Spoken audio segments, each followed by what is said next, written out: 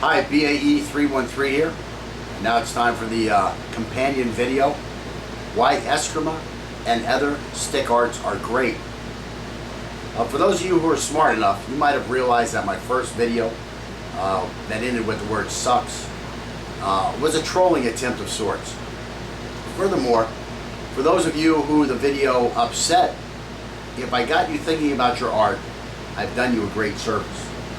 On the other hand, if all you did was turn on the blinders and go on tilt with nasty comments, you have done your art and your martial progress a great disservice. Being a crybaby is not the martial way. Furthermore, if you're going to argue someone's point, you should have more than music videos and gaming videos posted on your channel so that you can actually prove that you have something to back up your arguments. So let's get started.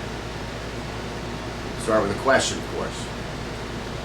How many stick fights have you seen or been in compared to empty hand fights? Anyone who says they have seen more real stick fights than empty hand fights is a liar. Or they may have just very little experience with real fights and they just happen to see more stick fights. Like they've seen and had 3 altercations and 2 of them happen to involve sticks. You've had a lot of fights, seen a lot of fights, you've seen a lot more empty hand than any other type of weapon fight. It's just the way it is. If you do have a lot of experience with real fights and you've seen more stick fights, that's been some kind of an anomaly. An anomaly meaning that you are like 1 in 10 million people. So it's probably not you. If you think you've had more stick fights and seen more stick fights, you're probably delusional or a liar. Okay? Because the chances that you're the anomaly are too small. So anyways, thus, with a greater likelihood for needing empty hand fighting skills, wouldn't it make more sense to use empty hands as a basic for your stick fighting rather than the other way around? I don't know, something to think about. Let's go to Miyamoto Musashi for a second. Miyamoto said, "The warrior has to master the various properties and virtues of his different weapons.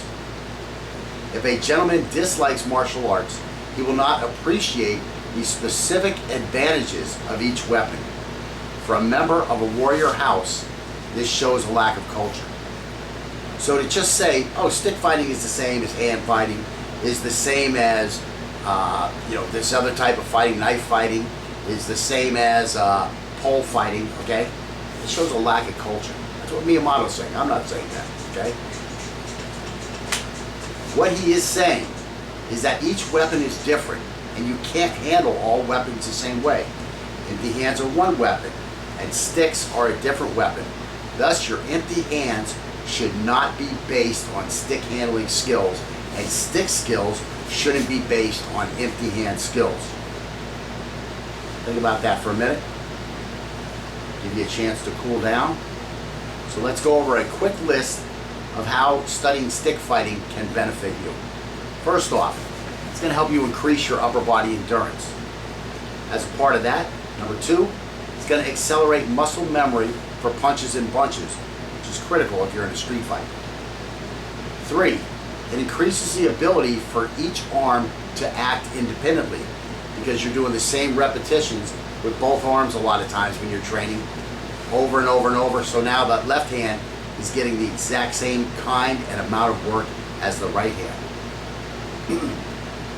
4, it is a great way to advance your footwork while learning the stick's weapon handling skills, or what I call the way of the stick.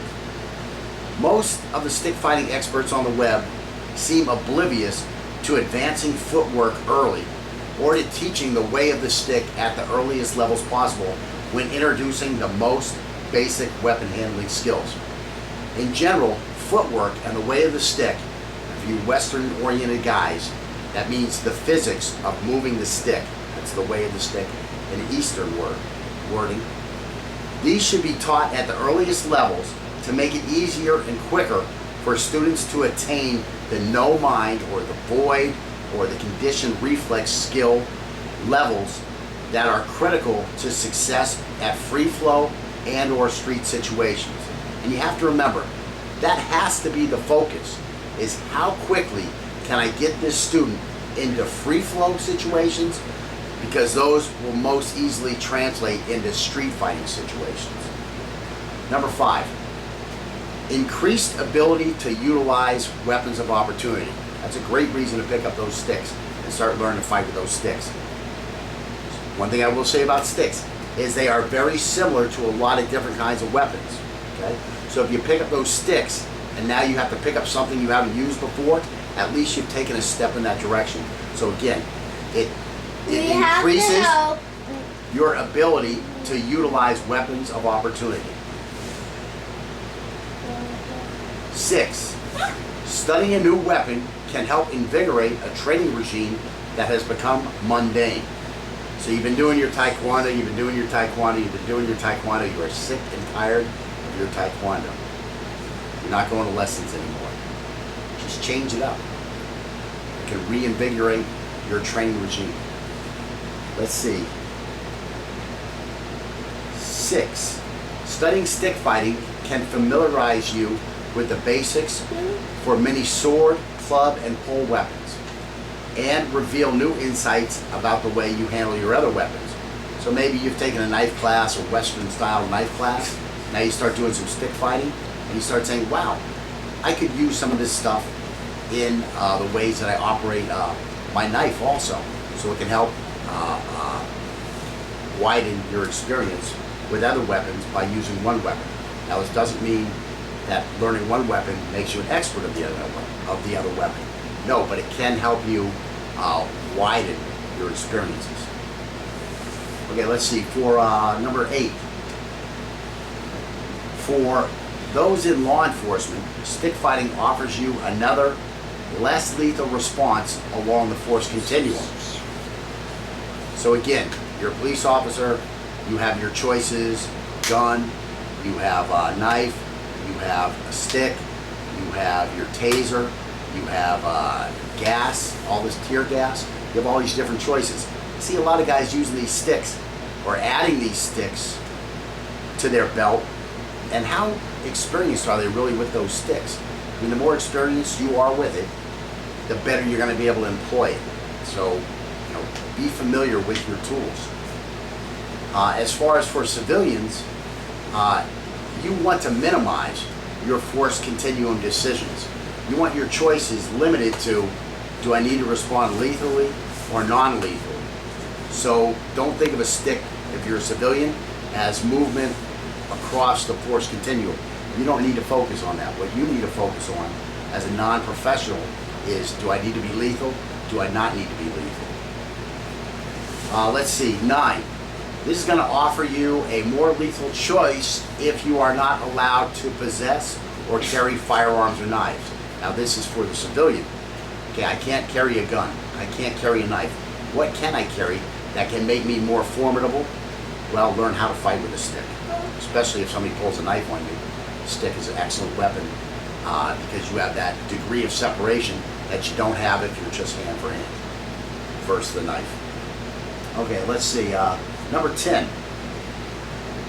If you are a prepper or a zombie apocalypse devotee, you have to realize that your bullets will be of a very high value. It's going to be a very highly valued commodity that you should only use at a last resort. Thus, learning stick fighting is one of the most adaptable weapon training systems you can learn. Wielding a solid stick or a short sword is an excellent melee weapon, and knowing how to wield two is even more effective. It's better, right? 2 swords, it's going to be better than 1 sword when you're getting attacked by a horde. Of course, I don't believe in this stuff, but there's a lot of people who do, and it keeps them training, so that's all good. Okay, so let's get on to some other stuff. Although I often say any art is much better than nothing, I have to agree with a lot of the comments that I received from that last video I did.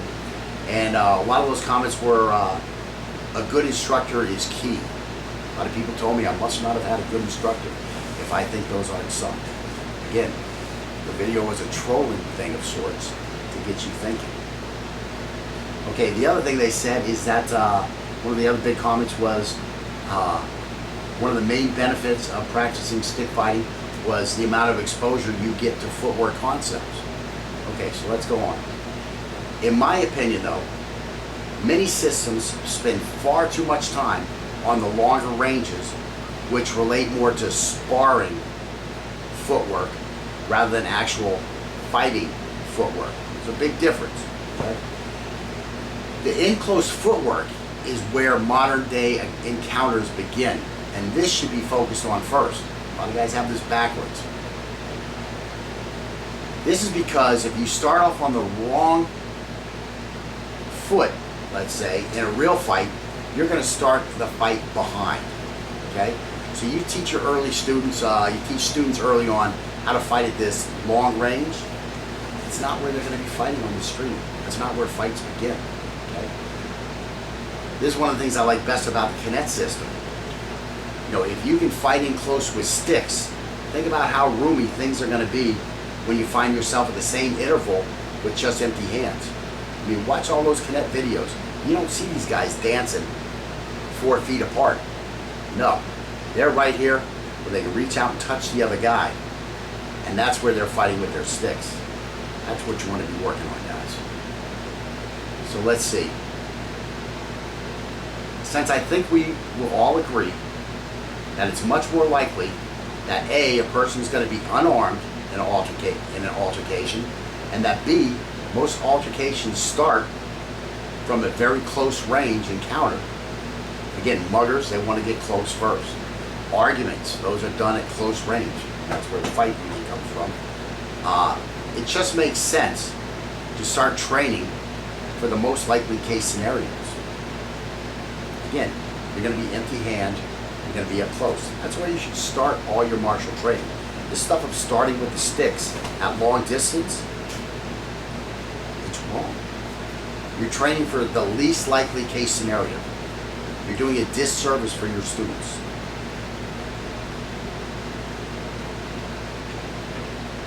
If you get the close range tools together first, you'll be better prepared for actual street situations, and the medium and long range tools will follow more easily. Doing it any other way, as I just said, is a disservice to the student.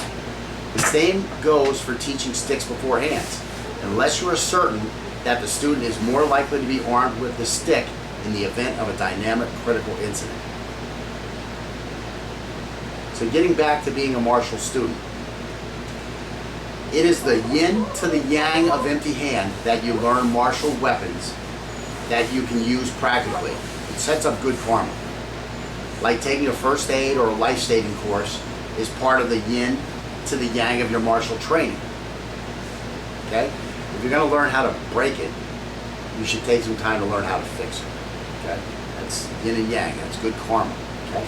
In Western thought, it is making you a well-rounded, balanced, practical person.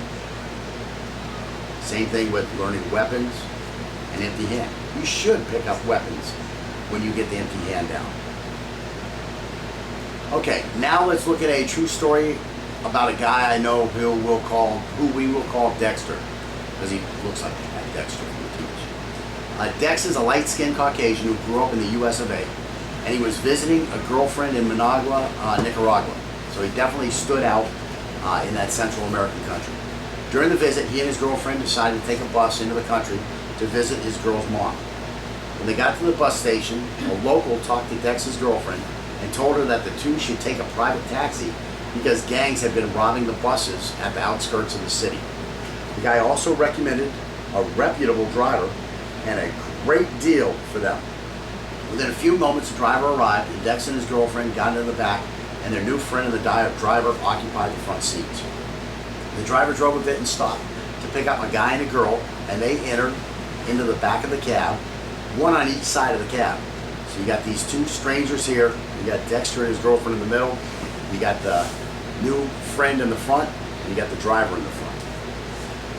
Okay, so Dex asked what was going on, and their new friend explained that the great price was a result of a shared fare, and there wasn't any sense in arguing as the cab was already heading down the road.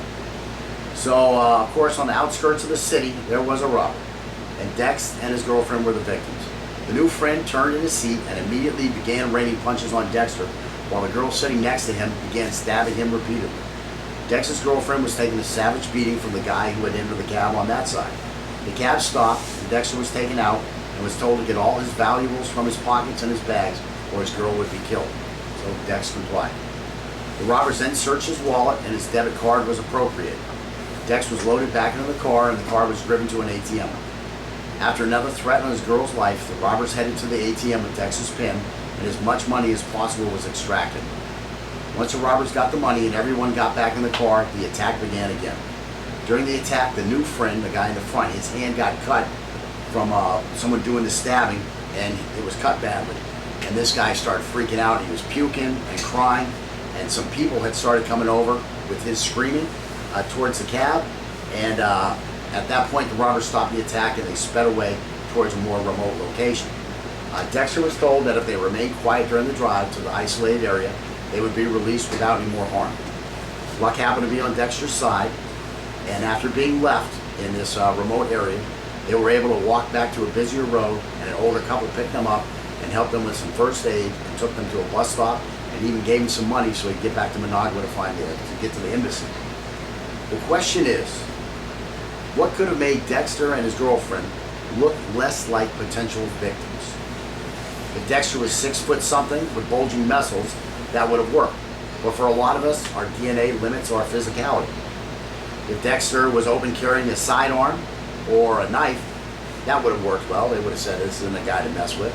But that behavior was going to be illegal, or at least draw the ire of local law enforcement almost anywhere you go, which would cause you to constantly be harassed and delayed, even if it was legal. What about 2 fighting sticks? If you saw someone with 2 fighting sticks poking out of a backpack, and all you had was knives to launch your attack, could this be something that might deter you? Of course it could. What if you also saw the pair of travelers practicing with the sticks? Would that easily take them off your list of potential victims? Of course it would. This is all part of a complete self-defense plan. If you look dangerous, you will usually be deemed dangerous.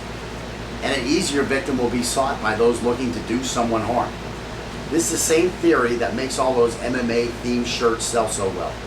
Of course, if the shirt is all you have, you'll be up shit's creek when something goes wrong and a real thug crosses your path.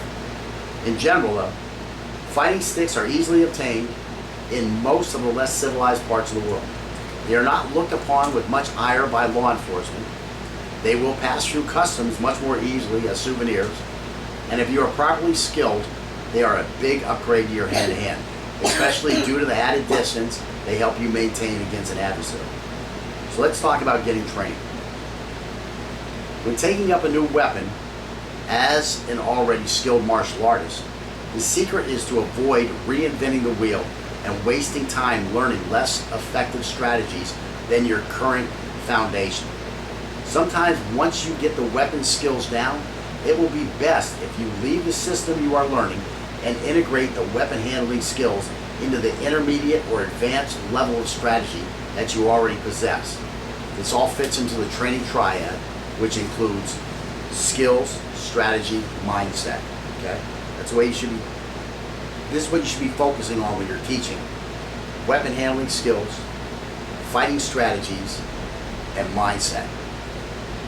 While strategies more easily transfers from weapon to weapon, the skills to use each weapon do not transfer without a significant drop in utility. You must learn the way of each weapon.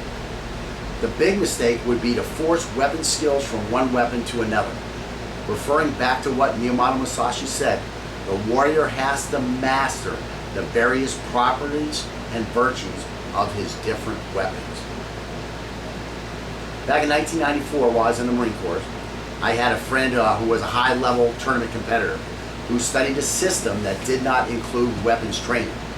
Kenny wanted to compete in weapons competitions, and since he knew I had studied Okinawan Kabuto, he asked me about the different weapons I had studied.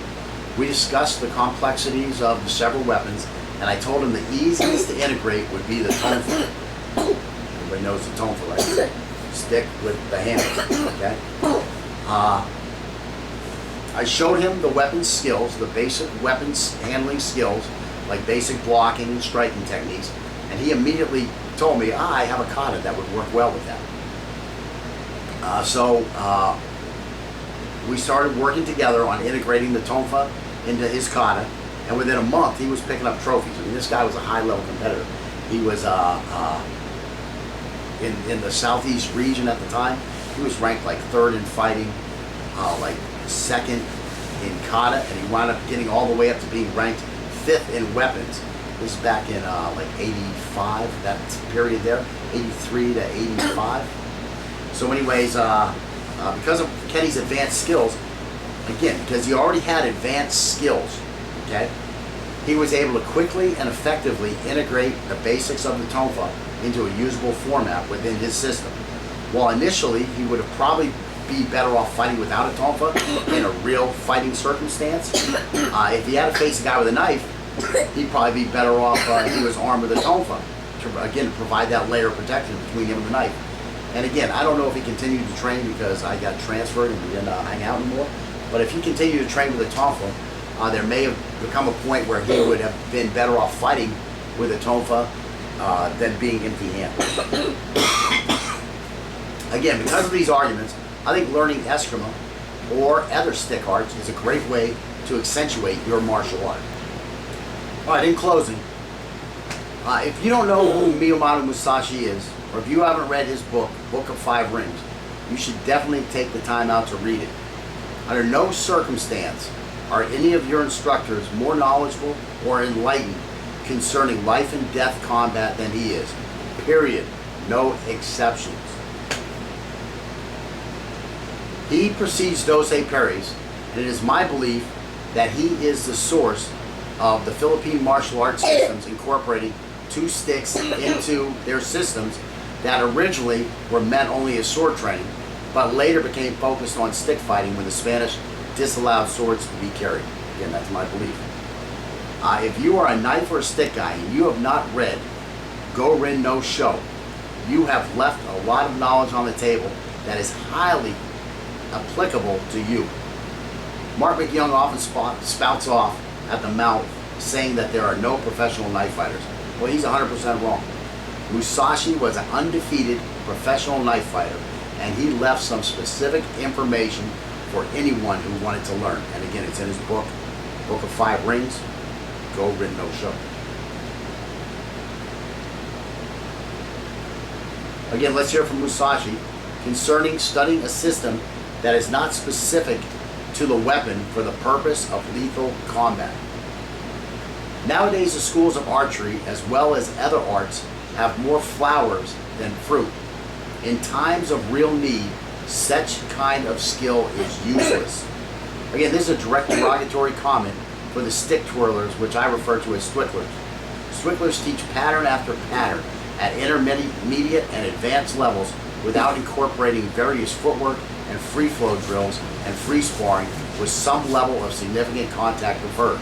Again, swicklers only focus on the flower, which produces little or no substance, rather than the fruit, which produces substance. In teaching the martial arts, your goal should be to get your students to the minimum weapon handling skill level required to get them involved in strategies that will allow them to succeed in actual combat. Mindset will teach them to be ready when their skill and strategy are needed and allow them to use those skills to the extent required. This is the modern training triad: weapon handling skills, fighting strategies, and mindset. That's where your lessons should be focused. This is what modern martial arts need: a meeting of Eastern and Western thought. Over the years, I have gotten one school of thought from the Eastern martial arts guys and another school of thought from the Western gun guys. In many cases, they are both right. And in many cases, they are both wrong. I've been trying to integrate my lessons so that my teaching focuses on what they both have right. Now think about your art. Why are you doing it? What are you teaching it for? How are you serving your students? Where are you going with it? How is it serving you? How are you serving it? Are you seeking the truth or just following a path?